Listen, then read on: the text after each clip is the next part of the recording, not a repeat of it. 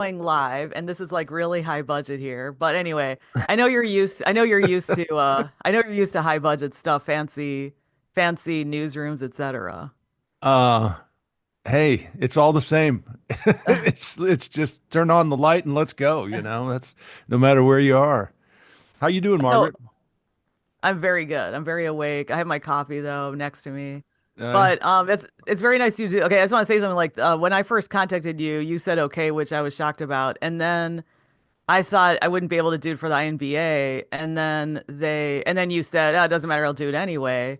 And I thought, and I did say to you, "Oh, wow, you seem pretty cool." So, um, well, thanks, I guess. I'm very laid back, Margaret, especially at this point in my life and career. I don't get worked up about a whole lot. Life's been good to me, and the back nine's been great to me. So happy to do whatever you need. okay, so you said you're more relaxed at this point. So, how is that? Well, I mean, in my mind, I made it. This is something I dreamed of my whole life. And I tell people now I didn't get my dream job till I was 55 years old. Wow. I was in Portland, Oregon. I'd been there for 21 years.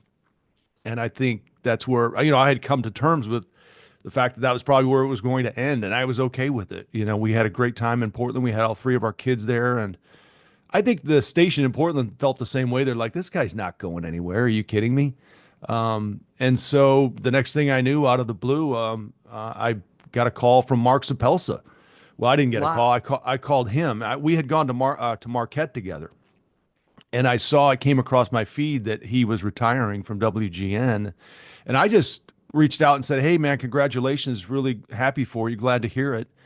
And the next day, he called me back and said, "I don't know if you have any interest in this job, but if you do, you should send a reel in because they can't find anybody."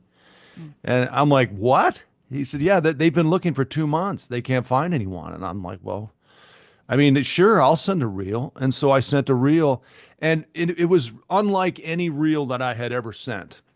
And partly because I knew it was WGN and I kind of knew the flavor of the station. I knew kind of how they, were real and fun. And so, normally you send a clip of your anchoring work and then you add a story or two and off it goes. But this was really almost just like a gag reel. It was me having fun with different people on the set. We used to do a show in Portland called Live at 7, and it was really fun to anchor. It was kind of self-deprecating, no tie. And we just had fun. And I had some funny writers. And so I just took 3 minutes or so of the best stuff and sent it off. And 2 days later, WGN called and said, "Can you come out for an interview?" And off we went. So I mean, I thought I'd be in Portland right now. So to be in Chicago is just literally a dream come true for me. I grew up in St. Louis, so for me, I feel like I'm home. And man, I love this city so much. One of my kids said it the other day. They're like, "Dad, it's scary how much you love this city," and it is true. I love being here, and it will always be an honor for me professionally to say that I worked at WGN and now at CBS Chicago, to be at two legacy stations that I dreamed of working at one day.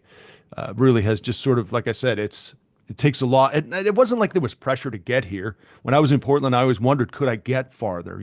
Could I make it to a bigger market? And Chicago was really just something I thought, man, that's so hard to get in there. But it all worked out, and that's why I'm relaxed. I mean, I just love being here so much, and I love the people I work with. I love the job, and I'm just, yeah, beyond thrilled to be here. Well, you talked about your reel, and back in the day, I never worked in TV, but I know that people literally had to send out tapes. So, what's a reel considered now? Boy, that's a great question. I would assume it's probably the same. I mean, things have changed so much, Margaret, since I did this, and younger kids will ask me, what should I do? What should I do? And I guess I would say the same thing. The thinking back in the day was you need to show something in the first 15 seconds of your reel that makes the news director want to watch the next 15 seconds. I mean, that's literally how quickly they make the decision. They'll pop a tape in, and this shows how old I am. They'll pop a tape in. It's all done digitally now. I'm sure they just send a link and they watch it on YouTube or whatever, but you have to have something that catches their eye right away. And they get so many tapes and so many reels. I don't know what people put on reels now, but probably what I did at WGN is a little more like it because I think, social media has crept into a lot of what's happening with media now. And so I think people feel like TikTok type reels or things they've done online might suffice to show people what they look like on camera and how they work. So, I mean, it is show your work, your best work. And like I said, you put your best stuff up top and hope they bite and like it. I remember I had the news director who hired me in Portland brought my old school tape, and it was the tape my agent had sent him. He brought it out and he goes, "This is how your agent works. Take a look at this." He goes, "You were on a tape with 25 different guys." Wow. And I thought, well, I didn't know that. And then I thought about it and I said to him, I don't really care. I don't care if I'm on a tape with 500 guys. I have to shine through them all anyway. So what are the 25 other guys my agent's representing? I'm hoping you see what I do and you like it. I don't care how many people are on the reel. You got to shine through them all anyway. Well, I was gonna say that, when you said you sent that certain kind of reel to WGN, was it a did you decide on the content? Because you said you made it more lighthearted. Did somebody tip you off to do that? Because I No, know they get thousands of applications. Okay. no, I just thought, you know what? I think I might have put this thing together just because I think I might have been thinking I might want to do a show like this 7 o'clock show I was telling you about. That was so lighthearted and different. It was still news, but it was really fun. And I think I just put together the best clips. And some of it was just when I was in the newsroom, and I had a cowlick and I was making fun of it or, just different stuff. And I think in the end, that's really what got me the job at WGN because they saw me and WGN like I do. They said, this guy, he knows he gets it. Yeah, that morning show, especially, that is such an excellent morning show. And they keep it fun. I mean, they have the serious news sprinkled in, but then they keep it fun. And this sounds cliche, but it helps people start their day out and not be weighed down. Although one time they had a negative segment that probably didn't go too well, but Well, they've had a it's always few. had that. Yeah. Yeah. I mean, it is. I don't even think it's arguable. It's the best morning show in the country. And I think a lot of it obviously has to do with the personalities. Those guys have such great chemistry together. But I remember one time Larry Potash telling me the story that he got called into the office for something he had done, and he got in there and he couldn't believe it. He was like, and he said to the news director, he's like, "Are you kidding me? This is what you're upset about?" He goes, "Last week I called Robin a whore on TV and no one said anything." Right. But that's good. Yeah, because I remember when some of them started in the 90s or something. So they've been there a long time. It's very hard to last a long time, I think. Yeah, absolutely. But I think that's also what's endearing to the audience, that stability. They like to turn on the news and know the people there. And I think that's frankly been part of the problem with CBS over the years is that they've made a lot of changes. And people like stability. They like to know the anchor team. And I think that's where really, since I got there the last 3 or 4 years, Jen Lyons has done an amazing job of really righting the ship there, and bringing in a culture that has spread. And Jim Williams has been at CBS Chicago for years, and he told me the other day, he said, it's never been as good as it is now. It's just the culture, the people, the climate. We're doing much, much better, and it's really a great place to be. And I think Jen and her vision for what that station needs to do is the big reason why.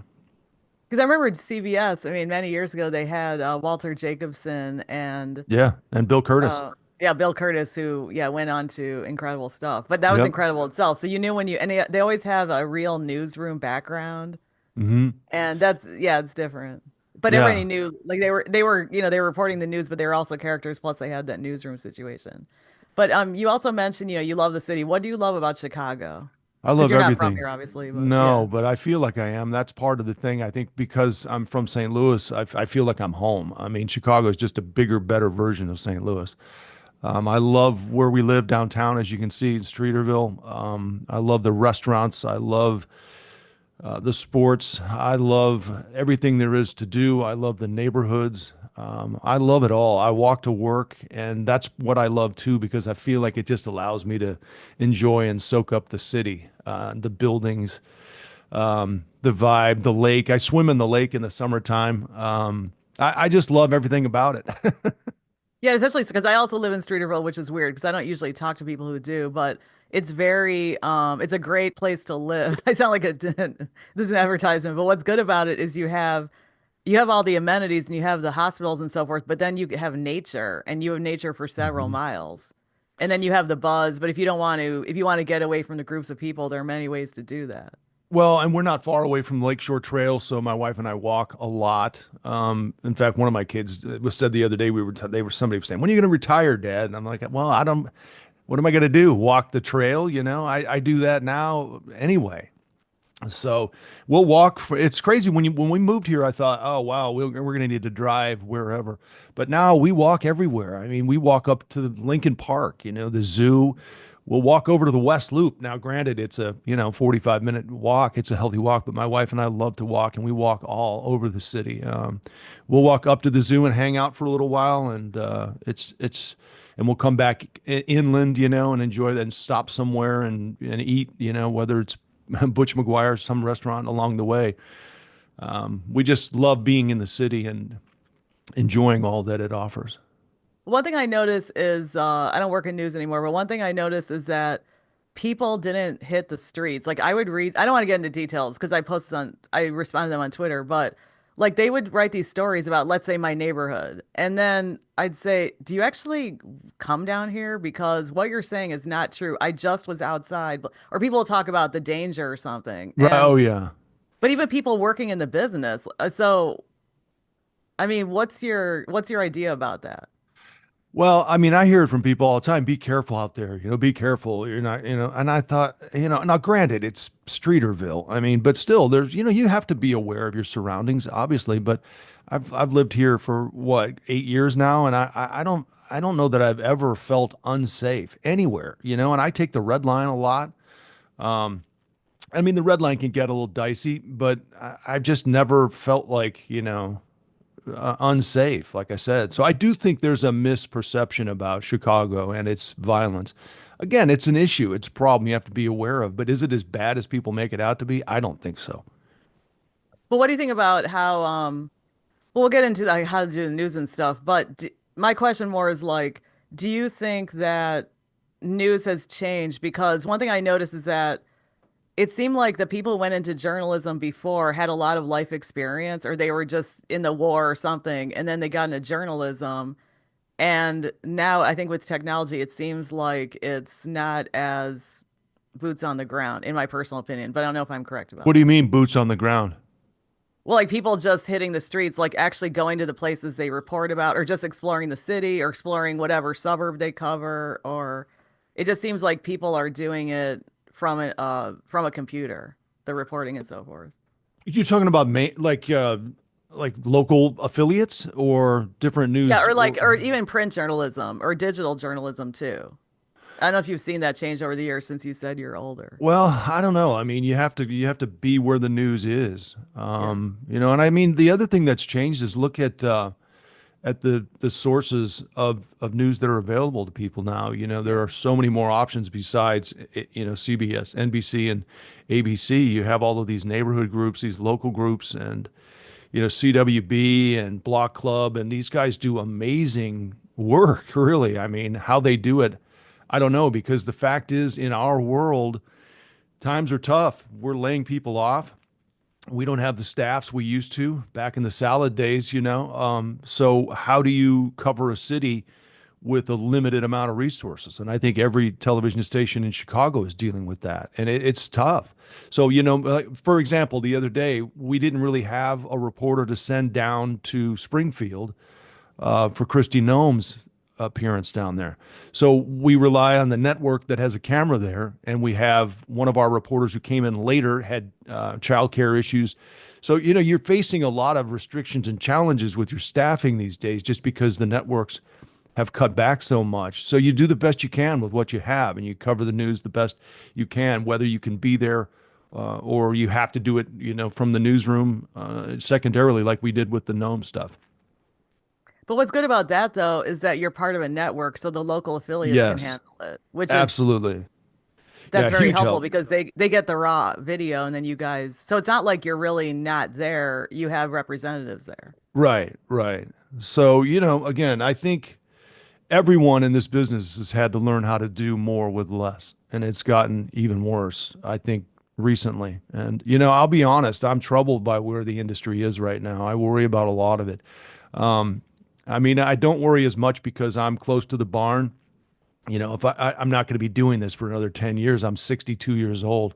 So I'm not, if I were 30 or 40 and in this business, I'd be a nervous wreck just because of what's happening right now. And I don't want to make it sound like the sky is falling, although some people think it is in this business. And that's due to a number of things, I mean, social media has had such an impact. People just don't watch local news like they used to. Chicago's a little different because it's one of the last bastions of great local news. It's people in the city are engaged, they care, and they watch.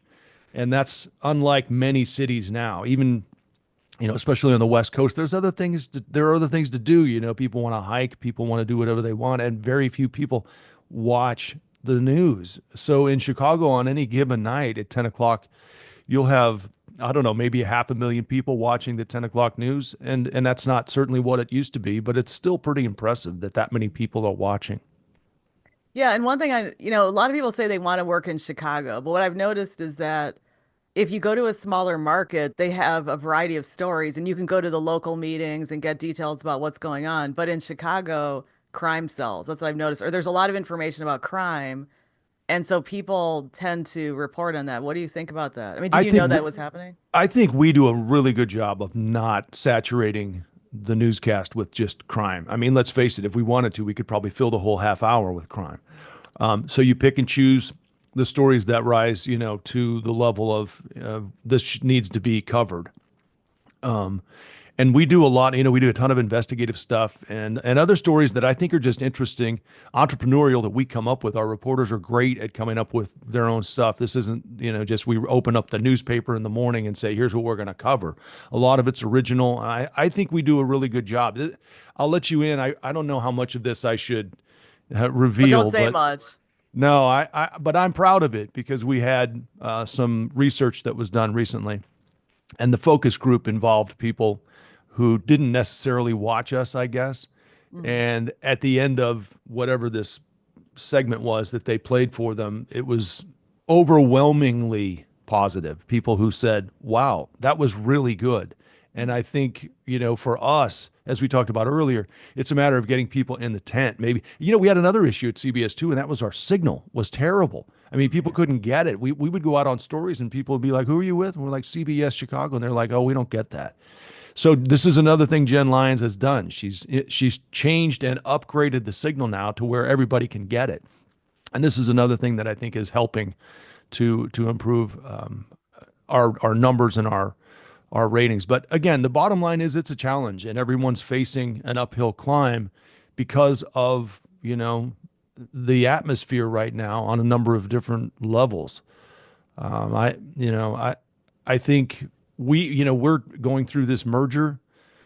Who knows what'll happen with that, with Skydance and Paramount? I don't know. It's an interesting time in the business, and I've been through different acquisitions and mergers and takeovers, and in the end, it all shakes out. But it's a very interesting time now, and sort of troubling, I guess I would say. But at the same time, see, it's interesting because you're big time and you're living the dream. But I talk to people in smaller markets, and there's so many jobs in small market TV. The only problem is that I always bring up the pay issue. Why don't you guys pay Yeah. better, or you should, or help pay people's loans? So Yeah. there are jobs, but and people can get amazing skills if they go to the smaller markets. I mean, you have to start. Well, you don't have to start small anymore. I just saw an article the other day where there are kids who are getting out of college, graduating before they graduate, and they're getting into top 30, 40 markets. I mean, when I came out, you had to start somewhere small. I started in Corpus Christi, Texas, which I don't even remember what market size that was, like 120 or something like that. And I made $4.25 an hour. I'm not kidding. And I mean, granted, that was 100 years ago, but 425. And I think I'd been there for 3 months and I was promoted to anchor the 10 o'clock news. I got a 50-cent raise and I was working 6 days a week. I think this is what's happening too. You're seeing a lot of younger people getting out of the business because it doesn't pay well. People think we're all, making tons of money. And if you're doing this for the money or the fame, very few get either. And that's, just the way it is and the way it has been. But I think to your point, it's interesting. If I were in a smaller market now, I'd be, worried that you can't advance. It's harder to advance now because look at, you get an opening in a city like Chicago or LA. I mean, I really was kind of an anomaly on this thing. To hire someone from the outside who was unknown in the market. I mean, I told my wife when we got here, look, I don't know if this is going to work. Let's just rent and see how it goes because, man, it's a tough market to walk into, especially as an unknown outsider. So, but now you look at what's happening, and I've seen it now in markets like LA and other big markets where stations are saying, you know what? So the main anchor guy left. Let's just have her do it. More stations are going to single anchors. And if there's an opening, someone from within is elevated to the spot. So what's happening is these people in middle, or smaller markets are, I think, having a harder time finding, ways to advance. And they look at it. Your hours are crazy. You're not making a lot of money. And I think a lot of people realize, look, I could do better doing something else. And so they just get out and do PR marketing or something else. Well, like I said, the solution is which I've told smaller market people is help pay the loans, the student loans, be that part of the contract, have a contract or whatever.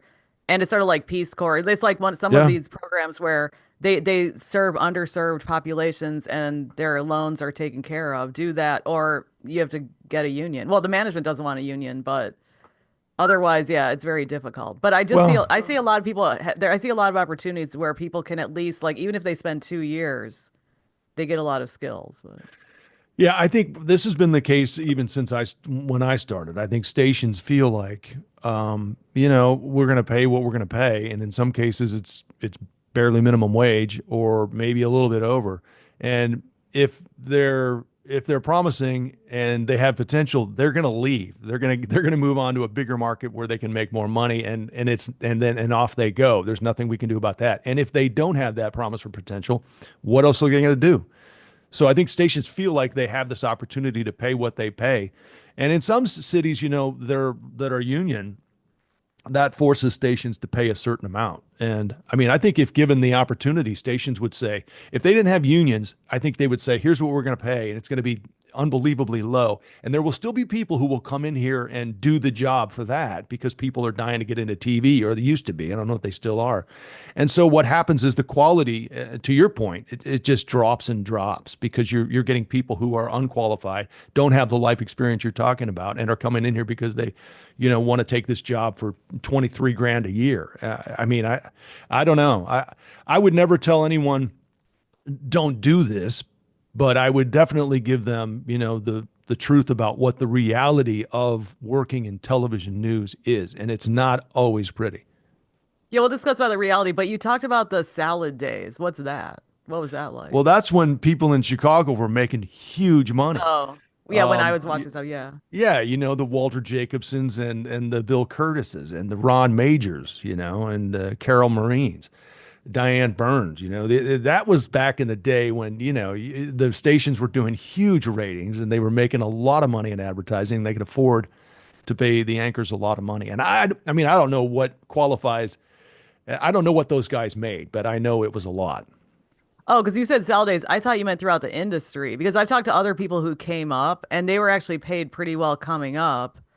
Again, some of them were union because they're union writers. Then they became anchors or reporters or something. But so salad days really just applies to like what happened in radio. It really just applied to the people on the air. Um, well, what do you mean? Did the people on the, I'm Well, because talking about, you're saying that the people on the air got paid so well, and I thought salad days like trickled down as yeah, well to the other oh, people. well, I mean, I'm just talking about the boom days of TV too. I mean, Yeah. and it definitely trickled down. I think everybody felt it, and we're all feeling it now. We just laid off 10 people who were per diem writers, and that hurts. It hurts. Everybody else has to step up. ABC 7, I know, has laid off people. NBC's gotten rid of people. The networks are getting rid of people. It's tough out there. But it also reminds me, I mean, this is a very cliched comparison, but it reminds me of Gutenberg. I know it's a long time ago, but the printing press came. It took a while, but then it changed the nature of things. I mean, also the industrial level. These are the big things that happened. Industrial revolution, late 19th century. So I think this is a kind of revolution we're living through, and it's sort of bewildering. But then looking back, we'll understand it better. Well, I don't know about that. I don't know how well we'll understand because if you're talking about these benchmarks, the latest one is social media. It has to be. It's Yeah. changed everything. Um, I just the competition for us is people's phone. Everybody just scrolls through and has a basic idea of what happened today, and they don't feel like they need to watch the news, unfortunately. But there's a lot about that I find troubling. I think people take what they see on social media and take it as gospel, and I think that's problematic. But I also think people are substituting, information from unsourced platforms and running with it. I worry a little bit about that. I think it's changed how people watch TV. I think it's led to a lot of this fake news that has become so prevalent. Um, it's sad, I think, where we are that people, I get it, not all the time, but people will come up to me on the street and say, "Oh, you're fake news." It's like, well, Gretchen Carlson from Fox News, I heard her say the other day, former Fox, she was on CNN and she said, you know, elections were honest and, or wait, what was it? Elections were fair until they were rigged. The media was honest until it was fake. And the First Amendment was great until you didn't like what was being said. And this is sort of the situation we're in right now, which, again, I find troublesome because we should all be skeptical. I've talked about this on my podcast. I met the former FCC chairman, Newt Minow, and he told me journalists should be skeptical, not cynical. And I worry that not enough of us are being skeptical. And if you are skeptical as a journalist, you're fake news. Question everything. We should all be doing that. Yeah, I was gonna get in the weeds about this, but it's sort of beyond the scope of this podcast because I was gonna say why probably some people aren't thrilled with the media. But you did mention your podcast, and that's what I wanted to ask you about. What is your podcast? How do you get those guests, etc.? It's called Chicago Unscripted. And I got the idea late last year where I thought, Google anyone, and there's a very good chance they have a Chicago connection. It just sort of popped up to where, I don't know, I Googled someone and I was like, oh, he's from here. He's born in the suburbs, and I thought these people all must have interesting stories about how the Chicago thread runs through their life and careers. And so that's how it was born. And I was able to tap into people I've interviewed over the years and ask them if they'd come on. And I was fortunate to get some really good guests out of the gate in Bob Costas and Bill Curtis and Gary Sinise, the actor, came on. He was born in Blue Island. And what I found is that these people love coming on the show and talking about their Chicago ties. Everybody loves the city and everybody loves to talk about it. Jared Payton, I've really enjoyed that episode where he talked about his dad, Walter. I've known Jared for years, and even Ben Bradley from WGN, after that episode dropped, called me and said, I've known Jared for 10, 15 years. He said, I hadn't heard half of those stories. So the ability to just like this, have a comfortable conversation with someone and talk about their lives has been really interesting and fun. I just wrapped an episode with Lee Loughnane, who's the trumpet player for the band Chicago. And to hear his stories is amazing. The time I didn't realize they opened for Jimi Hendrix. Chicago did this was back in the 70s. And he was talking about how they got stoned with Hendrix in a Holiday Inn. And Hendrix wanted to do an album with Chicago, but unfortunately that was the last tour he was on before he died. Yeah, I'm reading it's a very long book because I'm reading three books at once, but it's Pete Townshend's memoir. I don't know if you've read Uh-huh. that, but I he haven't. gets into, oh my gosh, so many Oh, details. I I mean, can I'm only not even a imagine. Who fan. It's very compelling. He talks about Hendrix and those people when they were Yeah. actually in England. So it's pretty cool. But when you have people on your first of all, why did you start podcasting? Because you already are in the big time. Yeah, that's a great question too. And part of it was, I mean, this thing started as a project I offered to CBS Chicago. I said, listen, I'll do it and we'll put it on our YouTube page. And then there were questions about distribution and ownership. And, I think in the end, were like, listen, we don't have the bandwidth for this. So if you want to do it, we'll just clear the road and let you. which is really what I wanted anyway. I wanted to own it. So I was able to just kind of move forward. And I think they also, were like, well, let's let him do it and see how it goes. And so that's what I did. And I also felt like, initially I was doing one a week and it was too much. I just couldn't handle it. And then I went back to every other week, and that's been much more manageable. So I don't know. I just felt like too, and it's not like I'm going to get rich doing this. You know how it is. You're in this world too. It's a very crowded space, and it's hard to make money unless you're doing huge numbers. But I thought, look, even when I retire, whether that's 5 or 6 years from now, this is something I could do on the side if I wanted to, or not. I just like you. I enjoy. We talked before we started taping here. I like talking to people, and I think it's interesting when you can find people who have good stories. I've always felt that way, though, Margaret. If to me, I mean, I'm just there to ask questions and facilitate a conversation. To me, the guests are the ones who really make the show, and that was the case when I did News Nation for a year and a half or however long it was. I mean, my goal on that show was to make people feel smarter at the end of the hour, not matter. And unfortunately, that's the world of cable news. It's just all about outrage. But this, to me, is an opportunity to make people smarter and enjoy a conversation with somebody who normally we get maybe 3 minutes with somebody on CBS Chicago if you're lucky. To sit down and chat with somebody for 45 minutes is where I think it's fun, and I think it's really helped me in a lot of ways. As you're teaching an old dog new tricks. It's helped me feel a lot more comfortable on the air especially with interviews. Mhm. And before you continue, because I want to ask you more about the podcast, Ken Smith said, Joe, this is on Facebook. Joe is a journalist. News priority used to be about getting it right. Social media has turned things into getting it first. Oftentimes, the rush to be first and get it right doesn't coexist or don't coexist. Wow. Yeah. I mean, bingo. That's it. And I think the other thing, and I feel like journalism used to be look at this. Now it's become more look at me. And I think that's another thing that concerns me. I mean, so many of there's a site that tracks journalism, and they're always making fun of these reporters who are doing TikTok videos and dancing, and this is why people have lost their faith in the media. I do think that, and social media has changed everything. There's no doubt about it. He makes a great point. So how do we live with that? That's what's eating up the viewership. Again, people are scrolling, feeling like they're informed. That's all they need, and they move on. I said the other day that local news has become sort of like the emergency room of content. You don't really think about the emergency room until you break your arm. And that's what local news has become. People just don't really think about it that much until something big happens, until the Pope, is from Chicago. And then you're like, oh, wow, I want to see what's happening here. Because this is another thing. But again, this is all just stuff that's happened over the years. Appointment television has gone away. I mean, what is appointment television right now, Margaret? What is something that people sit down at a certain time to watch? Very little.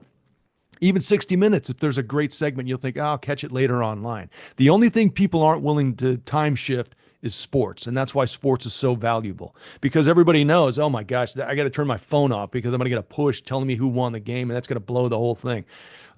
So yeah, all of these things have added up to eroding viewership and, increasing our battle to keep people watching or to interest them in a way that makes them tune in the news at 5, 6, or 10. Well, I said this years ago. Well, first of all, when people say, oh, the media has changed a lot, what about journalism, like yellow journalism? I mean, they're in the newspaper business. There used to be all this competition. And there was even that movie, which I forgot the name just now, but, With Jake Gyllenhaal? Kirk Or, Douglas. No, Kirk Douglas was oh, in it way this years back. ago. Network or what was, no. I forgot, but it wasn't that because it was newspapers. But Oh, okay. if you look at journalistic history, there was a lots of shenanigans going on, and they wanted to make sure with the tabloids and everything, Hmm. and they're trying to capture readers. But I think people just think about maybe just the past, recent years about broadcast. Yeah, I mean, It's, the old, if it bleeds, it leads. Yes. And this is the other thing that's interesting is that people, you can ask them what they want in their local news, what they watch, Right. and in many cases, it's quite different than what they Yeah. do when they have the remote in their hand. They can Yeah. say all day long they don't watch the Smurfs or they don't watch, whatever, but Dukes of Hazzard. But man, how in the world then how is it the number one show on TV? Because people are watching it. They may not want to admit it, but that's the stuff it's great video. It's the guy the other day who got run off the road up in Portland, oddly enough. That guy was on his motorcycle and there was a road rage thing and the truck, veers into the lane and knocks the motorcycle off onto the shoulder. You see a piece of video like that and you're going to run it, right? I mean, that's just one of those things that you're like, whoa, did you see what happened up there on that road rage incident? But at the same time, you have to cover what's happening at City Hall. You have to cover what's happening, in neighborhoods, what people are. I'm amazed at how many people still email us, and a lot of the good, unique stories we get come Yes. from people just calling us. Yeah. There was just interesting stories all the time about, oh, this space, I forget where it was now the other day, and they've turned it into like this roller skating pop-up thing, and it was cool, it was awesome, and it was just because somebody on TikTok reached out to us and said, hey, check out what we're doing with this space. So I don't know. All of that is just to say yellow journalism is probably always going to be around. It sells. That's the truth. And people love digging into other people's business. We just need to keep doing content that's interesting and valuable. And, what makes this news, is something people should know or might want to know or need to know or would enjoy knowing. And all of those things, roll into a newscast and you have to decide what you end up covering or not. But also, I remember reading this book a while ago, and it was about TV news. This is before things really changed with the internet. And they used to have these things called like VNRs or something Oh, video where, news releases. Yeah. Yeah, that right. was And so I think, controversial. well, I can see why, because they'd have this story or they'd tease it at the beginning Hmm. and then they'd show the story. And I'm like, that doesn't really say much. And now that people have the internet, they can just go online. And I mean, I think that could have affected news as well. Well, there were people who were running those things. And it really what it was just some prepackaged story that was put Yeah. together by someone who had an interest in it, right? And or a stake in it, a financial stake. And so you send these things out and some stations would be like, "Oh, wow, here's free content. And this will fill a minute and a half of my, hour and a half long show." But it was really just, I mean, I won't call it propaganda, but in essence, that's what it was. This came from companies who were shilling for whatever drug or whatever the product might be. And I mean, it got to the point where, they were happy even if you ran some of their video and you did it in a separate story that you sourced. And that was controversial. We weren't allowed to use any of that video or any of the content at all. We had to come up with our own content, obviously for obvious reasons. But yeah, that was something we dealt with. I don't think we do anymore. No, I don't even know if they can get away with it at this point. But I just think I guess I just see the larger picture that the delivery method has changed. And also there are a lot of you were talking about people not being appointment. There are live streams of like let's say Pierce Morgan, for instance, who's like this global, Hmm. media Yeah, guy. And I mean, he'll say, I'm going to interview so and so. I don't watch it, but he'll say, I'm going to interview so and so. And then they'll have this panel and people will tune in live to see what's going to unfold live. So things right. like that. It's like a Yeah. boxing match sometimes, Piers like at Morgan Wembley, for instance. Uncensored, I think is what it's called. Yeah. But John Mulaney just did that as well. He has a new show that's live, and there's definitely a different energy, and those guys are both very good at what they do. And yeah, there's a different energy when you're watching something live, I think. But even then, okay, if you miss it live, it's available on YouTube, right? Or it's they post it somewhere afterwards, right? I don't know. Yes. I Yeah, they do. And yeah. plus they cut it up and then they post little bits all Right. over. So there you go. So again, you don't need to, if they just did it live and if you had to watch it live or not see it, that would be what I'm talking about. But again, if I'm busy, I'm working, whatever, they'll post it later. This is the thing with live TV and why I think it's become so challenging to get people to watch because they can always get it somewhere later. Even our newscast, you can get online on our YouTube page. So that, and I think this is another reason why linear TV is struggling. I don't know where it's going. Everybody says it's going to streaming. I had a guy stop me on the red line the other day, and he goes, "Hey, I watch you all the time." And I'm like, "Oh, thanks a lot." I said, where you, what are you doing?" He said, "Actually, I'm from New York. I'm just in Chicago. I come to Chicago a lot, but I watch you on the Paramount Plus app." And I was like, "Wow, okay, Wow. that's That's impressive." cool. And Yeah. I mean, he's like, "Yeah, and Erica Sargent, and I know, Charlie DeMar." I'm like, "Wow, this dude really does watch," and Yeah. he's in New York on the Paramount Plus app. Yeah. Our challenge is finding a way to monetize that because it's tough. Well, I call it the enchilada approach because I just did a podcasting webinar for the WGA and Yeah. people were asking me about that. And I just said, like, just approach it like an enchilada. So everything, all your content is all wrapped up and then you get sponsors that way instead of looking at the individual delivery. And that's what those blockbuster media people are doing, Yeah. you know? Well, and they have, again, great guests. They have interesting takes. They're super smart people. And even a show like Smartless, those three guys are so good together. It's a fun listen. And I'm learning as I go. And I think, I saw some stuff the other day. You probably seen these too. The analytics are fascinating when you start seeing the numbers come in. But 90% of podcasts I read don't make it past episode 3. Yeah. It's like 1.8 million, and so they say, don't worry about all the people you're competing with, worry about the 10% who stick it out. And, if you get to 21 episodes, I think is what it was, you're in the top 1% of podcasts. Wow. So I it's didn't really know just a that. matter of enduring, right? And as you know, because you're doing all this work, it's not easy. I think people feel like, oh, I'm going to start a podcast, but then, okay, how am I going to get the guests? Who am I booking here? What am I going to talk about that's going to be interesting? And you can try to find a niche, and say, oh, I'm going to do this story about finance or this podcast about finance. Well, good luck. And that's why I didn't really want to I'm not taking on these big national guys. I've kind of got my little corner of the market with the Chicago, but it's been interesting because even 40% of my listeners are in Illinois, which I figured would be the case. And then 10% are from Oregon, which is where I worked for a long time. And then after that, it's spread across 15, 20 states, for a lot of Chicago expats, which is what I was hoping. And these are the people I was hoping would find the show and find it interesting. But my podcast has been a couple things I've learned since I've started it late last year. People really like the topical content. I did an episode with Arnie Duncan, the former education secretary, about the cuts to the Department of Education. That rocketed up. People loved that. I just talked more recently with Stephen Moore, who's a former chief of staff of Peter Roskam, the congressman from District 6. And he's a big backer of Ukraine, and he thinks that it's a huge mistake for the U.S. to let this go. So that thing shot up as well. So people like the topical content. They like the personalities. They like the Gary Sinise interview or the Bob Costas or whatever it might be. But I think that's kind of how I listen to podcasts. I'll find a show I like, and then I'll look through when I've got a minute and I want to listen to something, and then I'll find a guest I want to hear from. So that's what I've found is how people are consuming mine. But as you know, too, once you drop the episode, it continues to click up as people find it, discover it, and find guests they want to hear. That's true because I interviewed people a while ago and one guy who I didn't even think would be major, he's gotten like over 10,000 hits, listens. But well, back to your podcast. Because you did mention guests. How do you get your guests and does being in the media help you get Yes, these and people? yes, all of that.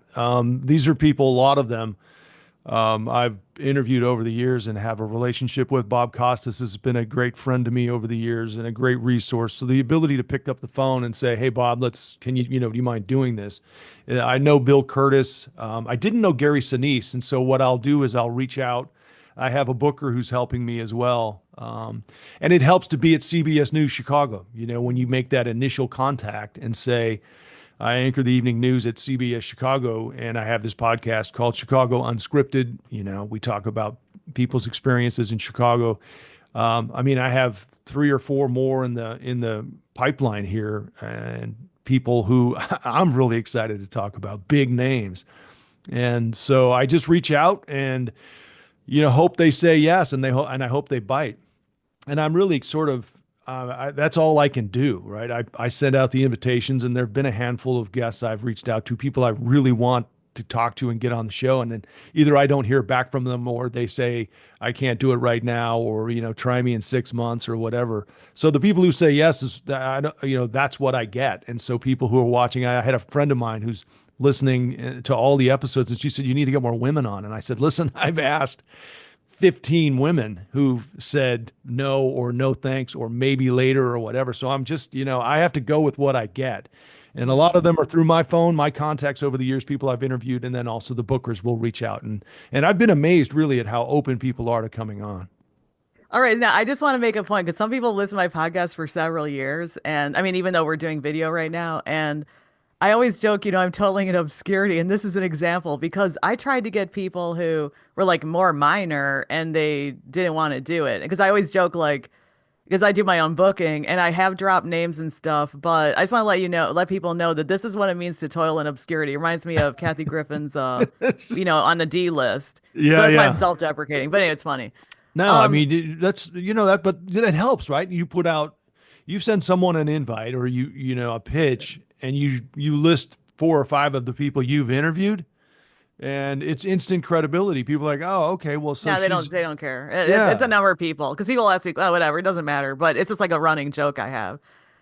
But I was gonna say that for you, for your guests, do they actually get honest? I mean, do they get? I mean, I'm thinking the extreme example is Joe Rogan or Howard Stern or something. But or do they say like, do you have to sometimes tell them what you're going to discuss? You won't go there, etc. You don't have to give me No, specific details. no, I mean, well, like Gary Sinise really wanted to talk about his son, Mac. His son had died about a year before, and the only thing there was never been anything off the table. And I just talked. In fact, it's a good example to Lee Loughnane. I was telling you, the trumpet player for Chicago, and in my research for the podcast, I never heard him talk about Terry Kath, who was the lead singer of Chicago and died in a tragic gun accident. He was messing around with his gun and it went off and killed him.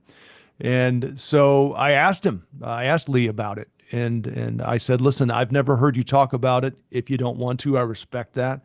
And he said, no, I'll probably tear up, but and then he just laid it out, and it was great. He talked So that about was the off the air. Did you ask him no, off the air? that was during our conversation. Yeah. Okay. So yeah, he talked about the day he got that call and how much Terry meant to the band, and he drove immediately over to Terry's house, and they were pulling him, his body out of his apartment, and they were putting him into either the ambulance or the hearse. He said he wasn't sure, but he talked about reaching out and touching him, and that was the moment when he realized that he was gone. And how does the band come back from that? How did he come back from that? Because he and Terry were very close. But yeah, people I've found, Gary Sinise, I loved talking to him about the work he's doing with his foundation for veterans, wounded veterans, first responders. I mean, that guy does so much amazing work. It's incredible. Has arguably done as much for veterans as anyone. So to get him to talk about that, to talk about his days at Steppenwolf, I just, people have been more than open about, what they're up to. And I haven't really had a guest on where there's been something super controversial that maybe, like, for example, this guy, Walton Goggins now is going on these podcasts, and people are asking him about this, whatever this riff is apparently with him and Amy Lou Wood, from the White Lotus. And the last time he just shut it down, and what I've found is that, what, ask the question and you'll find out in a hurry whether it's something they want to talk about. And if they don't, respect it and move on. You've asked. So, to sit and try to get a gotcha question or, go somewhere where somebody doesn't want to go, I respect that. I mean, I'm going to ask the question. If you don't want to answer it, you don't have to, obviously, but I'm going to ask it. And if you don't and don't want to, I might push back on one thing, but then otherwise I'm moving on. Let's talk about something you want to talk about. And before I ask you more questions about your podcast and other things, Neil Fiorito, Oh, yeah. awesome guy. Love that guy. Hello, Neil. You're my friend. I'll call you later. But he said big all caps fan exclamation point. Oh, well, that's nice. I appreciate it. Oops. Yeah. So, all right. So now, as what things may comments may keep coming up, we're also discussing this during the day. Another thing about your podcast is it audio only? It is audio only, but I do record like through Zoom like we are now. And so I'll use the video to just use clips and use it on social media. But like you, I'm a one-man operation. I have an audio engineer I do hire to edit the episodes, but I just don't have the manpower or the bandwidth to do the video. And I see the video stuff everywhere. But the Yeah, the video stuff, like I give you credit for doing this live. I really do. it's Because very if I fun. even if I were to do it with video, I would, I'm sure, edit stuff down. And the podcast I edit down as well. Now, Gary Sinise and I talk for an hour and a half, and what I'm finding too is that people get to a point where there's eventually some fall off in every episode. There's only one that held 100% of the audience from start to finish. So there's going to be some fall off, and that fall off usually comes at about 30 minutes. The 40 is 45. So I try to keep the episodes around there between 30 and 45 minutes. That's a good time, I think, for people because that's when I notice people start to fall off. So I would cut. So if we're doing this on video, now we have to cut this down to 45 minutes and you've got to find somebody to edit, this cut, that cut. It's just a lot more work. For me, it's easier to just do the audio version of the podcast and move on. Yeah, audio editing takes several hours. I did a 2 minute or 3 minute video for some people. I took like several hours of video. I had to edit it down, fix the audio. It took me like all weekend. So, Yeah, it's work. That's why I hire somebody to do it because I don't have okay. that kind of time. And then where can people get your podcast? Anywhere, I guess it's Spotify, Apple. That's the thing I've tried to. I use Spotify. I was told when I first started, and I've learned so much about all this since I started. You probably know way more about it than I do, but there are different platforms you can use, and I was told that this one has this sort of con and this pro, and so the final thing was let's just use Zoom. It's easy. People can do it from anywhere, and we'll just edit the audio. So I ended up just doing that. And it's when I upload through Spotify in the RSS feed, it sends it out to Apple and everywhere. Well, and that's another interesting analytic. 73% of my listeners get it on Apple Mhm. and the rest on Spotify. And then some get it on the web. And so I think it's my last question about your podcast. I want to talk to you about your career, but is since you're doing this podcast and it's not officially for CBS, do you have to like be careful about what you discuss? Is there something in your contract or? That's a great question, Margaret. And I think it's part of, to pull back the curtain here a little bit. It's part of why this is, I think CBS cleared it and said you can do it. And I think some of it also is just trust. I think they're trusting me not to get into a situation that could cause problems for them. So yeah, that's a great question. And I'm not going to ask them. I'm glad they've cleared the road for me. I'm going to have fun. It's part of what you said and what we talked about a minute ago. I'm just going to ask these questions. And I think it's inherently difficult to have a conversation with someone without at least intimating where you stand on issues. And that's, I think, what everybody worries about in a journalist. Where does this guy stand? But I've had people tell me in the past, what I really like about you is I can't tell where you are. Exactly. I can't quite, get an idea of where you are politically, which is where you want to be. And again, where I am politically is I question everything. And I think in some minds, especially conservative, MAGA land, it's, this guy is fake news just because I'm questioning something. But you know what? I think there's a lot that's happening now that's very interesting. And you may not like Trump, understandably, I get all that. But some of what he's trying to do is the reason why he's so popular and why he's been elected. I mean, is there waste in government? Absolutely. Should we be taking a deep dive on where we're spending our money? No question. But I think the problem comes for me and a lot of people is when you got one guy on a stage with a chainsaw. Is this how we should be doing this? And to have that conversation with people who are in the know, I think is valuable. Does that, tip my hat as to where I stand? I'm an independent, there's no doubt about it. I like things on the left and I like things on the right.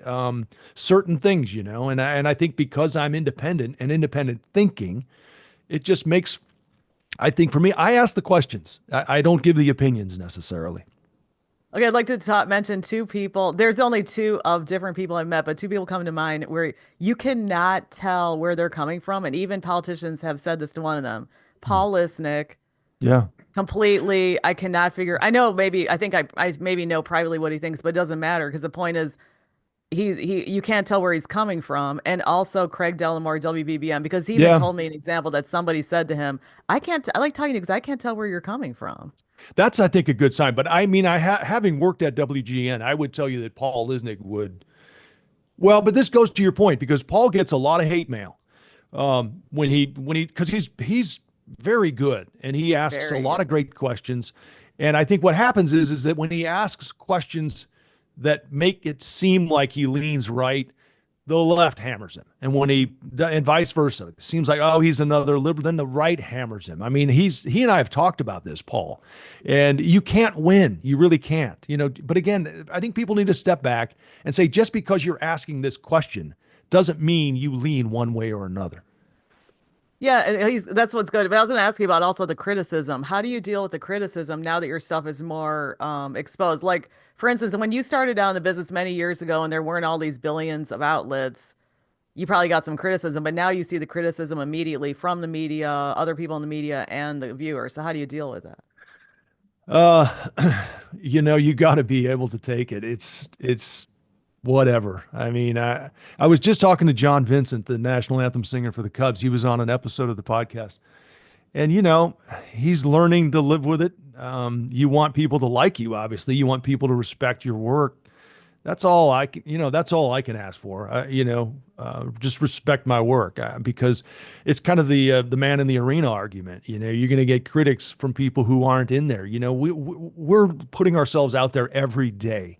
Yeah. You know, open a mic and entertain somebody, or be on TV for an hour and a half or 2 hours, or like yesterday when the Pope's announced from Chicago, you're on the air for I don't know, 6 hours straight without a script. You're going to make mistakes. Some days are better than others. But you're going through the blood, the sweat, the tears, and putting the work in. And then for somebody to watch your work and say, "Oh, that person's awful," or "That person stinks," or whatever. Well, good for you. It's your opinion. I'm not going to let it bother me. Trust me. I get emails and tweets and stuff every now and then. Luckily I don't get a lot of it. And when I do, it's like, okay, dude, whatever. Great. You think I suck. Whatever. Okay. Have a nice day.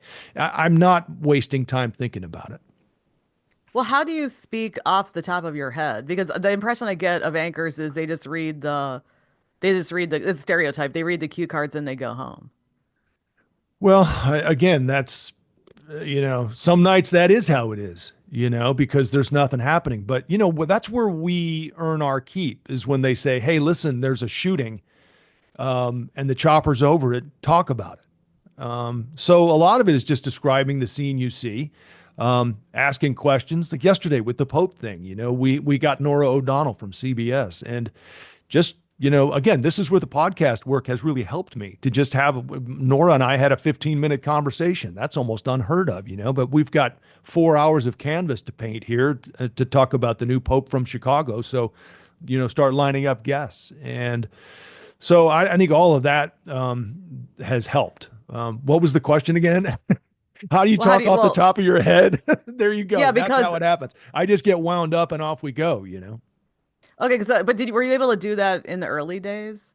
Oh no, God, I was a nervous wreck, the idea and that's why I think I burned all my tape out of Corpus Christi. It was just so bad.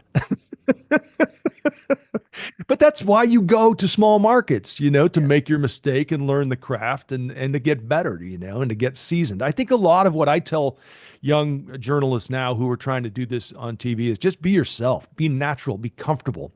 The more comfortable you can be in your delivery, the better you'll be received instead of someone thinking, "Oh, this person is just reading a prompter." There is, look, if it were easy, more people would be doing it. It's not. I think the people who do it well, though, just make it look easy. Yeah, because one time I saw something, oh my gosh, I'm speaking generally because I don't remember. I had so much information in my brain. And I think it was Jake Tapper, and he was covering, oh my gosh, I forgot what he was covering, but he was able to talk to everybody and also talk to reporters on the ground, and he was able to handle everything. Yeah. And I don't know how he does that. I mean, I'm sure you've been in that situation. How do people do that? Well, a lot of it is preparation. And the other thing, for a guy like Jake Tapper, when I was doing national cable, I never consumed as much content as I did when I was doing that show. You just have to consume content. And it's a good thing, right? Because what happens in the end is you're well informed. And someone like Jake Tapper, who's on the air every day talking about all these issues and has sources and people he can call about Capitol Hill or whatever. When you're in it, you just know so much more about what's happening around you that you can have a conversation about just about anything. And that was, to me, one of the challenging things about the national cable show. I would interview, I don't know, 6 to 10 people in an hour on 10 to 15 to 20 different topics. So, that was the challenge for me. And in most cases, all of these guests know way more than you do. But that goes back to my point. I love that because you're here. You're not here for me. I'm here to ask the questions. You're here because you're valuable and I want your information. So that to me is how it works. And Jake and anyone in that seat has to have enough information and knowledge about whatever the subject is to carry on a conversation with just about anyone they put in front of you. But I think, and this is a good point too, even if you took someone from the grocery store who had no knowledge of whatever this topic is that Jake Tapper's talking about, and you put them in front of a mic and say, listen, we need you to interview this person. That person, it's not going to be great TV, but guess what? That person has questions, I'm sure. And those questions are valuable. Like, how does this affect me? How does this story impact me? I mean, that's a great grocery store question. What do people really need to understand about this? Because I don't. And then they can say, okay, I don't understand. Even this thing with the tariffs, with Trump's tariffs, it's like there are questions that people have. Okay, who really pays a tariff? Is it really a foreign country that pays this tariff before the product gets here? There are just simple questions that anyone can ask, and the ability to ask those questions with some knowledge it makes you even better, I think, as a host or an interviewer. Well, I mean, I do want to ask you about, well, I'll ask you about something down the road, but somebody told me who has worked in TV news that some of these people, they have so many producers, their producers do so much prep that by the time it gets to the person on the air, it's like they have to rely more on their prep. So how much is it your prep and how much is it producer's prep? Well, it's all my prep. It has always been that way. Even when I was on the national show, that was what, again, I spent most of my day consuming content and preparing questions that I thought would be interesting. You can ask a grocery store question, sure. How does this impact people? Why should people care about this? But I always wanted to ask a question that somebody couldn't just Google. I wanted to ask a good question, a good, thoughtful conversation. So in my case, a producer will say, hey, we have so-and-so on today, or we have this person as a guest. And then I just will start researching them, what their expertise is and what I would want to know from them, whether it's a sleep expert or, whatever for the 4 o'clock show, or somebody who's talking about the measles outbreak, So if you do a little research on that, as I did, you find, oh, wow, this is interesting. People who were born between, I think, like 1958 and 67 or whatever, might need to get the booster because the vaccine during those years wasn't necessarily as effective as it is now or was before.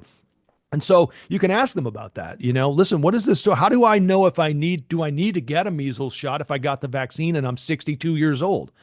Now that's a personal question, but I'm sure there are a lot of people in the audience who are wondering. So I don't have the luxury of 5 producers doing all my research and handing me a one sheet saying, here's what you should ask them. Boy, if you do, good for you, but that's not my world. Okay, because I thought that especially on the national level, people do have that They do. situation. They do. Absolutely. Jake Tapper has a lot of people working for him. I think the number there are probably anywhere between 15 and 20 people working on that show alone, on Jake's show. And that goes for probably each of those shows. They all have segment producers, segment writers, assistant producers, researchers, bookers. There are a lot of pieces that are involved in a show like that on cable. But what struck me about him, I've never met the guy or anything, but what struck me about him, I've seen him various times, is that you can tell he reads and you can tell Yeah.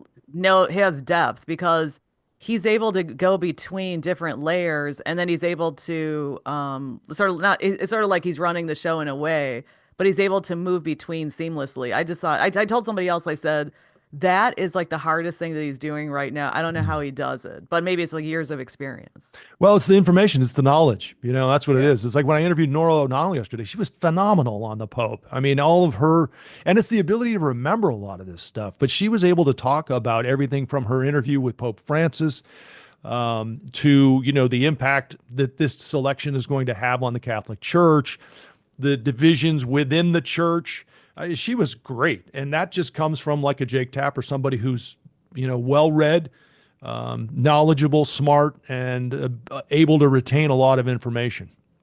So is that the kind of advice you have for people who do want to go into broadcasting?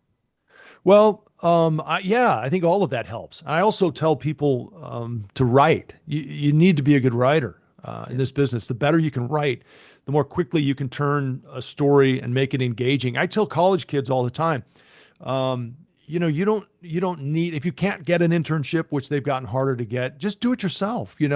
Pop open the Chicago Tribune, open their webpage or whatever, New York Times, whatever you're reading, and pick 3 stories and write a 1-minute pretend update, whether it's for radio or for TV. So take those 3 stories. So each story gets maybe 20 seconds and write it, and see how it goes and practice it. And that's, I think, to be able to write and write well and write quickly is an invaluable tool in this business, and it always will be. And it's a tool that will serve you well even if you get out of the business and do something else. The ability to write well, write clearly, and write quickly, those are all keys. And that's where I tell people to start. And then once you get to the point where you're starting to deliver it on TV, that's where you just need to be natural, be comfortable. And, because people want people to be comfortable as they're delivering the news. That's a big, big part of it. Yeah, and what's hard, especially, I see in the reporters who really are very good, is they go to a place and then they have their notes and then they just talk off the top of their head about what's going on. I don't know how Right. they do that. Yeah. Well, it's like having a conversation with someone. But again, that requires you to be well versed on what you're what you're talking about. And some people make it look easier than it is. But yeah, you have to kind of know your stuff. And if you don't, what, a lot of times I used to just kind of put bullet points down on my notepad and reference the bullet point. Oh, okay, now can talk about that for a little while. And then how do you do it to time? How do you do stuff to time when you don't have much time? What do you mean? Like when you have a minute and a half to do a Yeah. story? Yes. Yeah, well, you just start looking at your content. What do you have? You have 2 interviews, and you need to pick 2 8, 10-second clips from those interviews, right in and out of it, around it, and then your computer will kind of give you an idea of how long the story is running, whether it's a minute 10 or a minute 30 or a minute 45 or 2:15. And then you just kind of go from there. But it's really that's what comes with the years of training, to be able to walk into a situation that you don't really know a whole lot about, interview a couple people about it, and then go back and put together a story that makes sense to people as to why they need to pay attention to what this is and how it's going to impact them. And here's how people feel about it. So that's the training that I think is maybe overlooked. And you've asked a good question about that along the way. And also, how do you do it though when you don't go back to the computer and they're giving you the time? Like you're going to go on the air and they've got a minute. I see reporters around here.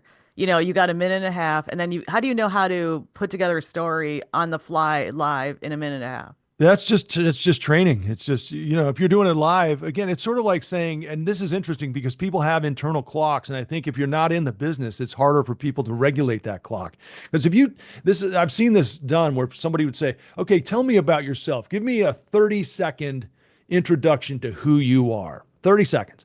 go. And they'll go. And the next thing you know, they'll say, how long do you think that was? And they'll say about 30 seconds. Well, it was like 2.5 minutes. So people just don't really have a good idea of time unless you're dealing with time and having to be on time and every day. It's funny because my clock now internally, I can tell. And maybe it's just because I've been doing it for so long. I'll say, okay, it's right now it's 5:11, and I'll look at the clock and it's 5:11. I mean, that's kind of how my mind works after years and years of doing timed television. I can tell when we get to the end of a segment, all right, it's probably about 5:08. And look, and it's usually right there or right close to it. And also another thing I know is about working in the media as opposed to working in the other part of the world is the deadlines are intense and you get used to accomplishing so much Mhm. that when you go to the rest of the world, you're like, oh, this is a cakewalk. Absolutely. I've seen people get out of the business and then they will call me and say, "Oh my God, I'm bored to death." Yeah. I mean, in some cases, you're hitting, I don't know, 5, 6 deadlines an hour, Yeah. and oh gosh, I have to go record this, or oh shoot, I have to go write that, or oh, I need to go downstairs and record this segment or do whatever. It's just, it's time after time, hour after hour, there's something else you need to do. And if you don't, it's unacceptable. You've missed your slot. The clock on the wall holds dominion over all, as they used to say. Well, when you were doing those stories, those various interviews throughout the years, like, in Oregon, that's where you spent a lot of time. Did you edit your own video or did you work with a guy? Yeah, now we always had photographers, but that's another way the business has changed, Margaret. There are so many of these MMJs now, and I don't know whether they call them something MSJ, multi-skilled journalists. It used to be multimedia. These are folks who do it all, and I can't say enough. And we have one of the best in the business in our building, in Noel Brennan. He puts together a story like nobody's business. He is Wow. so good. He shoots it, he writes it, he edits it. He does it all. And when you sit back and watch his stories, he's such a masterful storyteller. Then you realize, oh my gosh, he's done every aspect of this story. It's crazy, and I mean that is a tough job. You're doing every element of it, and I have a ton of respect for them. We have a bunch of them in our shop too. Sade Gray shoots her own stuff. I mean, imagine you're going out. This is like, the ultimate dream for a TV station. Okay, we can use one person to do 3 or 4 jobs. You just set up the camera and then you walk around the other side of it and do your stand up. I mean, I've always had the benefit of working with a photographer, and the photographer edits the piece. So I haven't had to worry about it, thankfully. But it is another element of how journalism gets done today by these, they call them one man bands, and they're really amazing. Well, so when you have the photographer edit, are you involved in the editing at all? Oh yeah. Well, not, you mean Okay. like physically editing it, like No, literally like editing? talking it over, Oh, absolutely. discussing. Yeah. And a lot Okay. of times it's great to work with a really talented photojournalist who will say, listen, I've got these ideas about how I think we can start this. And I think in the end, the reporter always used to come and say, here's the script. But I always check in with the photographer and say, what are you thinking here? Is there some here? Because here's what I'm thinking. I was going to open with this and then we'll go to that. Because the photographer has to think about it visually. What are we going to cover this with? What we don't have video for that. So you got to, maybe enter this a different way. Here's the best video we have. Let's start with that. Well, I was going to ask you, what's a good structure of a story? What's your advice for structuring a story?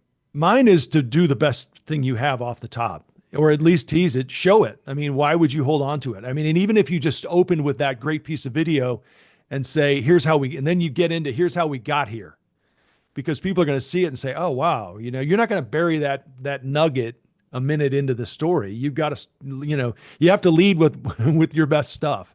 So that's to me how you structure a story. Lead with your best stuff, explain how we got there, why it's important, why this person has this thought on it, and then in the end, maybe button it up in a way that brings it all full circle. It's just like telling a story, to whether it's a bedtime story or you're telling your neighbor what happened.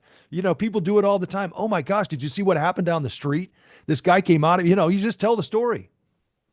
But what I noticed too is in some TV, they save the new stuff for the last. They should put the new stuff at the beginning I think the and best. Yeah, then go from absolutely. there. Yeah, Yeah. that would be my advice. Yeah.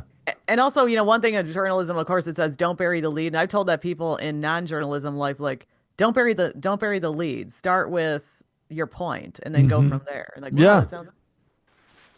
All right. So now, well, another question I have is, well, first of all, do you have any other advice for people? Because the people who listen to this may be just coming out of college or something. You mean advice if you want to get into this business, Yeah, or you want to stay in or it, or just any advice in advice for general? being a good journalist, like an MMJ, for instance. I mean, well, you mentioned the MMJ earlier, and I was going to say, hasn't the technology changed so that it is easier now Oh to, yeah. I mean, we were editing on linear tape. Can you imagine? I mean, how archaic that sounds right now. You would put a tape in and then another tape, and you would literally edit, from one tape to the other. I mean, there were elements of that were transferring it, but I mean, you literally had to put an in point and then an out point, and then the tapes would roll back, and then it would roll and it would make the edit. And it's like today, it's so much easier to edit digitally. It's phenomenal. You can change every little thing. It's all done on computers, and the photographers and editors now are amazing. So I guess my advice would be learn as much as you can about all of those elements, especially what happens now. If you can come out as a multi-skilled journalist, good for you, because that's what stations want now. So you have to be able to shoot your own video. You have to be able to edit it. You have to be able to write the story, assemble it. It's tough, Margaret. It really is. So the more you can learn about how to do all of those things, and you'll get on the job training when you start at these smaller markets. Or if you're lucky enough, you can get into a station where you just are reporting and you have a photographer who's going to edit your video for you. But again, practice. That's the best thing. Practice. Write often. Write as much as you can. Learn as much as you can about all the different elements of what you might be asked to do on the job. and I was gonna say another thing is you mentioned stories. For people, there's so many stories in people's neighborhoods that are overlooked. Like you can say, wait, why aren't the leaves picked up on Tuesday like they said? Do a Mm-hmm. story about that. Or what's going on in that school board meeting? Chances are the bigger media is not covering it. I'm gonna go cover it and post it on my website, Mm-hmm. Yeah. if they want to. I think it's a great idea, and that's why I'm telling you these neighborhood groups or these smaller, outlets are getting traction because they cover stories that actually affect people and are interesting, and they do it well. Now, what was Oregon like? I mean, I mean, my husband's family's from there, but I read some really interesting stuff about the people who did go across the country in wagons. Hmm. And The Oregon Trail, you yeah, played the Oregon game. Trail. Did you ever see those ruts or anything in the Uh, ground?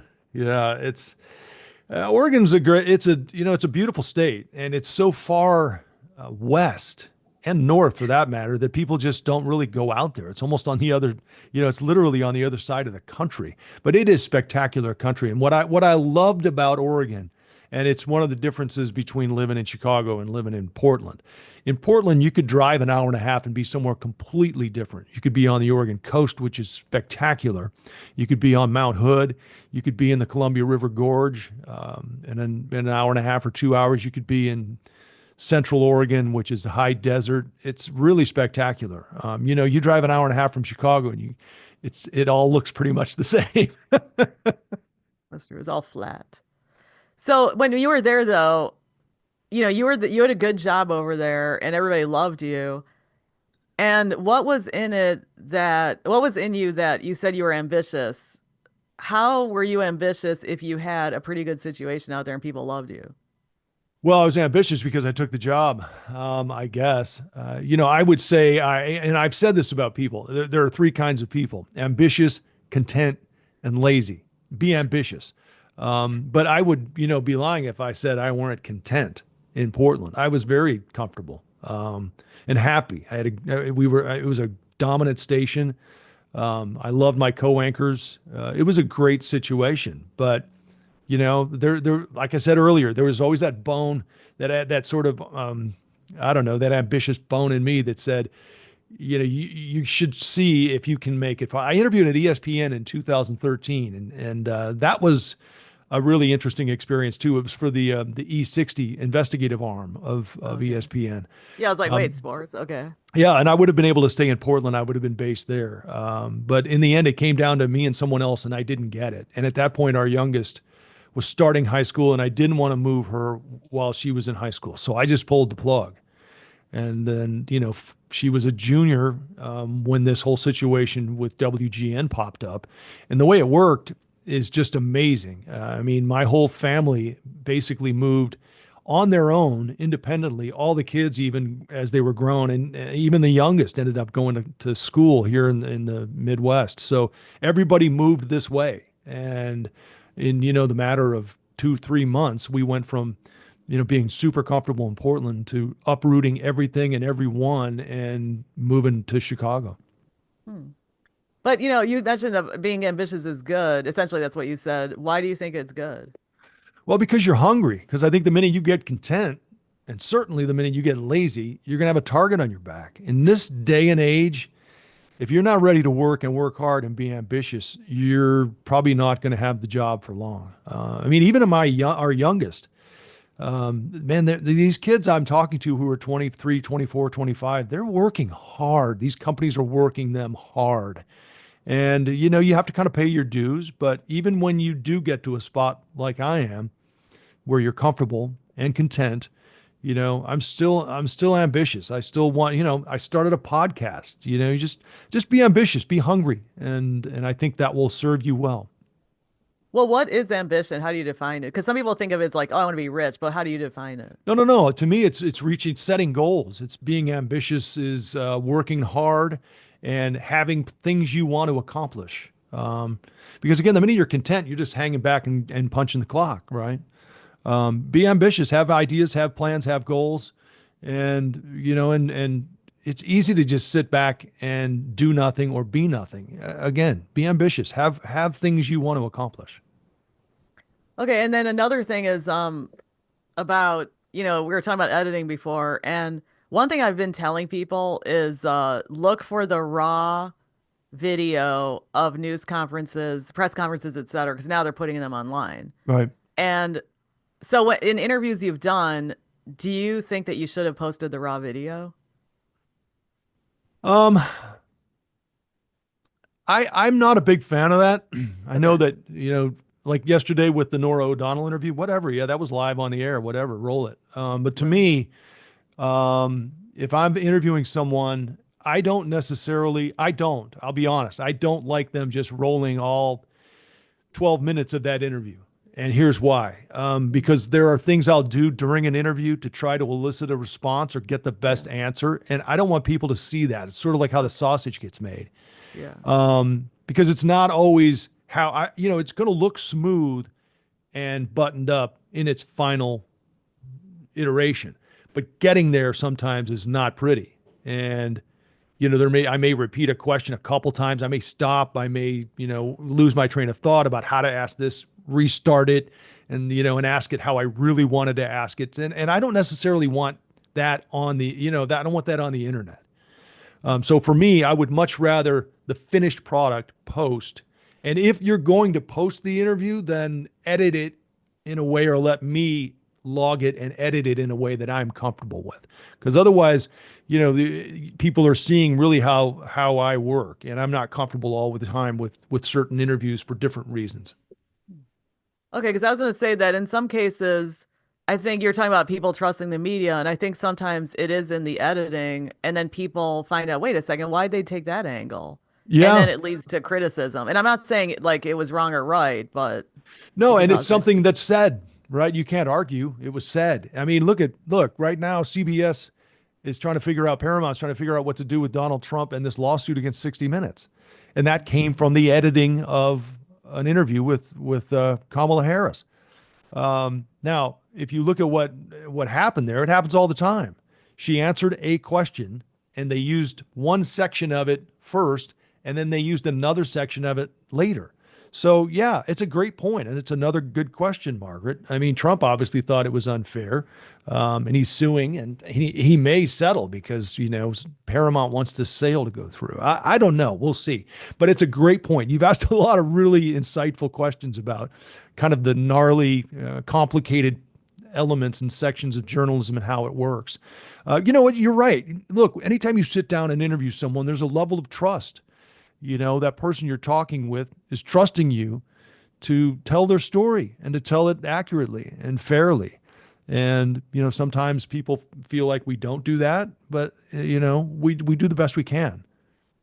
Yeah, I mean, like when you interviewed the president, was there an issue with that? Like, did they post basically the interview you did with him, or did they Um, edit it, or that's a long story. And I will say that I did not, in the end, have control over that edit, which is what bothered me. So yeah, I mean, I got raked by the New York Times. It is what it is. But again, this is part of what happens. In the end, what they just edited out any pushback or anything they thought was biased, and so it just looked like a big softball interview, as in the end. So yeah, it's all in the editing. Once again, you've asked a great question. well, yeah, because also back then you said that you told somebody else this on the air that you use like a rhetorician or something, somebody who makes sure who checks the bias. Oh, they had that at News Nation when I was there. Yeah, it was. I Is don't that know. They common were, practice or no, no. okay? And I think it went in many cases too far. I don't know. I mean, I I I have to be really careful about that whole Of that whole course. situation there. Yeah.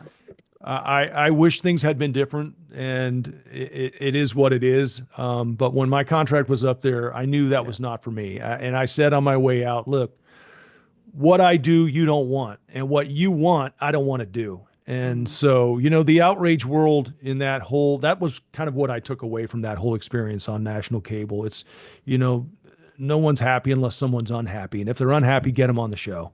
And that's, Yeah. again, I wanted people to feel smarter at the end of the hour, not matter. And that's not how that game works in so many ways. And I have a hard time watching cable news now, national cable news, having been in it for a hot minute. I just, I don't know. I'm on to different things. I don't want to sit there and watch people yell at each other for an hour.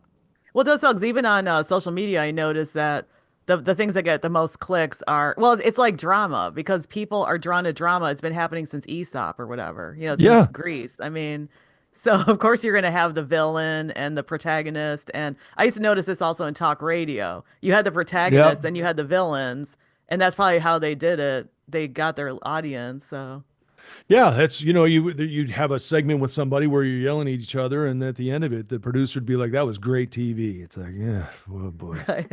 okay, Well, which goes back to the local news because I read this other article, but also I've been thinking about this for a long time that I think local news does a really good job of keeping it straight. And yeah. that's the strength. I don't know what's happened in the business where they should be pumping that up more because it's more reliable, I think.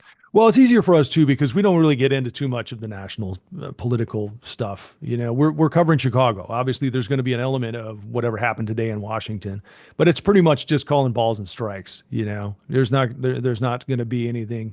There won't be any yelling or screaming or craziness. You just say what happened, right? And that's what we do, and then we move on to. I think if in a typical newscast we'll have, I don't know, 25 stories. 19 of them will be local, I think, for the most part. Well, when you do interview, like I don't really care. I'm not getting paid. It's like my own thing. So I can interview somebody for hours. But when you have limited time to do an interview, then how do you prioritize the questions to get what you want? Just that. What do you want? Why are you sitting down and talking to this person? What is Okay. it that makes them interesting? What is it that you really want to know from them? Because there's obviously a reason you're interviewing them. And so that's where you start. And a lot of times it's just give me your opinion about this, right? You're an expert in this field. What am I missing? Because this doesn't make sense. Make it make sense for me. And that's a great follow-up question. That's another great piece of advice. What do you mean? That's a great follow-up because it forces them to then further explain whatever they've just explained, maybe in a way that you didn't think was clear or that people might not understand. That's a great way to follow it up and then get a better answer the next time. So, yeah, I mean, why are you talking to this person? What do you need to know? Because usually you get maybe 3 to 5 minutes. You better ask them what you really want right off the top. And if you don't like the answer or don't think it's well worded, ask it again in a different way. But then what if it changes? Like, what if you're going in and you're talking to somebody and then they answer and you're like, whoa, this is actually a different direction that's better. Do you Oh, go that way? absolutely. Take it wherever Okay. they're, yeah, absolutely. Yeah.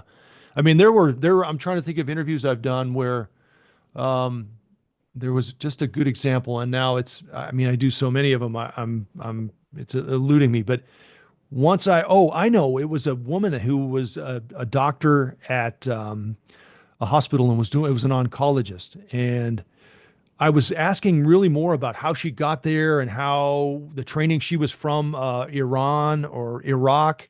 And then all of a sudden she started talking about these end of life conversations with people that she has every day. And I'm like, I was blown away. And I'm like, okay, wow, this is what I need to ask her about, and she was so good on that. So at that point, you can get the information about her CV later. But what you want from her is the emotion, the passion, for her to tell me that she has almost every day someone say to her, how much time do I have left to live, Doc? It's like, wow. It doesn't get a lot. I mean, the chills. It doesn't get much better than that to have someone who's living life and telling people, whether they're going to live or die. That's what you want to talk to that person about. And then what other notable interview? I know you've done a lot of stuff. So what other notable stuff have you done over the years, if you can think of it? Oh, so I know it's a much lot of fun. stuff. Yeah, I used to do a segment in Portland called Cup of Joe, and it was all based on like sight gags and bits and just funny things that we would do during the course of an interview with someone. And I had a blast doing that. Like I would interview the coach of the Oregon State basketball team, and I showed up wearing Oregon Duck gear, and we had all these different little bits where we were playing golf, and he asked me if I had a ball, so I threw him a ball, and it was an exploding ball. Just all these little stupid sight gag things, but people were willing to play along. It was a lot of fun. So that was a way I liked to make interviews a little more interesting. But there have been so many. Really, I've covered several of the Oregon Duck national championship football games, two of them. Some of their basketball runs. I just have had so much fun over the years interviewing so many different people. President Obama, in addition to President Trump. Yeah, I've been very lucky. I've been very blessed to do what I love to do and have fun doing it along the way. And then but not just interviewing. I mean, any stories or any anchor situations, like during breaking news or whatever. Well, I mean, I went to Kuwait after the Gulf War. That was something that I'll always remember. Going live from Kuwait, following around this team of doctors and surgeons. That's one of my highlights. Covering the Democratic convention, the Republican conventions. I've covered a handful of those. I mean, on the desk. There have been so many, those are to me the days where you, like I said earlier, you earn your paycheck when something big happens and you're out there for 4, 5, 6 hours straight without a script. And there have been so many of those, wall to wall coverage. And those are the days you really enjoy. But there have been so many of those. I don't know. Too many to count. And then I do want to ask you about one interview. I know you've done tons of interviews and so forth. And one interview that seems like a national topic is when you interviewed Tanya Harding in Oregon. Oh yeah. Yeah. And That, wow, I mean, her personality really came through. But was that difficult to get? Um, she had, I forget why I was able to get her at that point. I don't know whether she maybe had, the movie was out. That's what it was. Yeah, the movie I, Tanya. Yeah. Yeah. Yeah. And she, was willing to talk about it. So we went out, actually, I went out skating with her because I played hockey. So I said, let's go skate. So we went to the rink and we skated around and we mic'd her up and we just talked along the way. And, yeah, so that was fun. Now she's not gonna she's not gonna give anything away. You can talk to her about different things and ask her straight out. Did this happen or did it not? And she wouldn't answer a lot of it. But again, like I said earlier, that's just how you ask the question and you see where it goes. Well, I mean, the thing is, at least you asked, and she did answer, but I've seen this in other interviews too. It's not just this one, but at least you ask it, and also their personality comes out. So you're like, wow, the person's really straightforward, or that person's very savvy, or that Hmm. person's honest. I mean, whatever. So, Yeah. and then also another thing is, you mentioned an agent, and do you think it's important to have an agent? I think depends on where you are. Coming out of college, no. I think because there used to be, again, I don't know if there are still, but there are services that you can send them your reel digitally, and they'll send it on to news directors. And sometimes they know before the general public that this particular station is looking for something. So, I don't think you need an agent. I think when you get to this stage in Chicago, I do. I think it's helpful. I don't necessarily, especially before you get here, I don't know that agents will get you more money. I mean, the job pays what it pays. And in the end, ultimately, the news director is going to hire you because he or she likes your work, not because they like your agent. So I mean, agents are definitely valuable, and I think especially mine, I think he's really good. I love what he does. He negotiates in different ways, and sometimes I think once you get to this stage, it does help to have someone as an intermediary between you and your bosses, because it can get very personal. They're trying to get you for as little as possible, and you're trying to get as much as you can, and it can get dicey. So to have someone in there doing the talking for you can be helpful. But is it worth it? That's up to you, because it's not cheap. They take usually, 5, 6, sometimes 10%, which is a lot. So it's just a matter of what you think you're going to get out of them and how much you're willing to pay for it. Because I've noticed that people who are agented, represented, that okay, they may not get the big bucks, let's say, but they get paid well, but maybe not seven figures. But I noticed that they're sort of cushioned, or they're protected against other things that are happening in the station, and whether it's radio or TV. So let's say like the station decides that everybody has to do X. Well, then the agented person can be like, well, I don't have to do X because that's not in my contract, and they're like protected. So I sort of concluded that maybe it's better to have an agent in those situations. Well, I mean, look, in this day and age, like I said, in this climate, you're going to be asked to do more.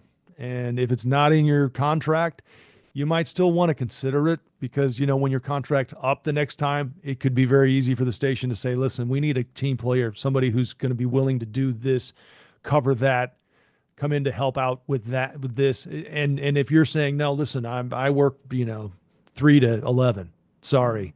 Being agented helps to an extent. You're paid, you're hired, and you're retained based on your work and how you perform, not your agent. I think in that respect, and sometimes it's helpful to have an agent who maybe helps you run your schedule or help you with your booking and keep your professional life in order and on schedule. But, I barely talked. I talk to my agent every 2 or 3 years when my contract's up. I don't need a babysitter, and that's just kind of how it is. But I need somebody to go in there and negotiate the deal so this doesn't go off the rails. Yeah. And another thing you mentioned all these, serious stories you've done and light stories. So how do you balance those two and then make it part of your quote unquote brand? I'm just saying that now because it's a current topic. It's a current phrase. I don't know that I have a brand. I do a little bit of everything. I wouldn't brand myself as an investigative reporter, because those folks who do it really well and have gone through a lot of years and years of training and doing this and experience. But, I think I can cover a story, whether it's, topical, whether it's a news story, whether it's a feature, whether it's a lighter story. I was doing a segment called Hidden Gems. So I was kind of highlighting people who are doing great things in the community. And then I did a story, a ride along with the carjacking task force. So I don't know. I'm comfortable doing anything. But my experience and knowledge is, the old saying, it's an inch deep but a mile wide. I know a little bit about a lot of things, but I'm certainly not an expert on any one particular thing, which is, I think, what makes me better as a journalist and as an interviewer. I don't know everything. I've got a lot of questions. So, well, so is interviewing your jam? I mean, what's the main thing that you're into? My jam. That's another really good question, because somebody asked me that the other day, and I'm like, it kind of shook me. Or maybe it could be everything. Yeah, I mean, I've gotten into swimming lately. I swim a lot. I swim 3 times a week. Anywhere from a half mile to a mile, and in the summertime, I'll swim in Lake Michigan, like I said. So that's I enjoy that. I enjoy that my family is nearby. 2 of our 3 kids are within a 5-minute walk from us here. So we get together a lot with them. That's really a jam too. My wife and I love to walk in the morning. We work out, but yeah, I mean, what do I do with my time outside of here? I don't have a lot of it. So when I do, I'm with my family. I think that's probably what I spend. And for me, going out and because I never get to go out really at night and eat and eat out. Sometimes we'll go out on a Saturday night and get dinner. But to me, on a Saturday afternoon, to go out with friends or family and sit in a really cool bar or space and have something to eat and watch sports on TV, that's my jam. Yeah, that's very available. But also, I mean, I guess I meant professional as well. My professional jam Or is is it that everything? That's what I'm asking. I don't know. Well, I don't get it, Margaret. What's See, that's how established you are. You don't really have to think about these things. But I mean, when somebody does something, there's like certain things they do that really extremely passionate. They're very passionate about, and it keeps them going all the time. So maybe it's Oh, like I your see. general job. Yeah. Yeah. Oh, I see. You're in a No. different level, man. This is how the rest of the world lives. I'm just totally joking, but okay, go No. ahead. I mean, I wish I had that one thing, that, but I try to MC and host as many events as I can. I do a lot of work with, not a lot, but with Lurie Children's. I do their Dinner on the Bluff event every year. We do a lot of work with the Red Cross. Um, And actually, Lori's they're also in Streeterville, so you really right don't have to there. leave your neighborhood. Yeah. Exactly. Yeah.